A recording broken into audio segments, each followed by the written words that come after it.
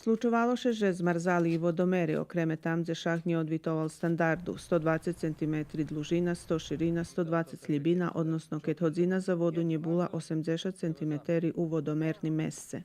Vodomerne okno muši biti suhe i nie može biti bulojaki stvari u njo, da še kladu marhvi, cibulji i take daco, co ljudi znaju klas, abo da povedzme dahto zakrucuje s čebetkom, pokrovcom, već kad pokrovec vežnje vlahu, da nakapka vlaha na njo i već kad on može tak zmarznути.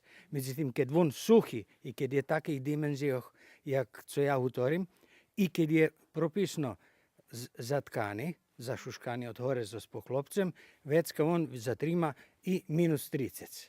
Keď príde do zmarzanja, šitski troški opravki znoši hasnovatelj vodi. Muši še javiti firmi, ktorá še stara o tim, že bi prišla, zoparla ventilj opres hodzini, vyčerpala vodu, zamenjala hodzinu i tak dalje, a to šitsko u šitskim tu kolo 10.000 košta opravka. Meteorologi najavljujú ešte, da skeľo žimnih habita treba vyhasnovať tak volani žimski ventili i vypuštiť vodu zo neizolovanih civoh i vonkašnih čopoh, že bi še onemožljivelo zmarzanje i možljivi škodi.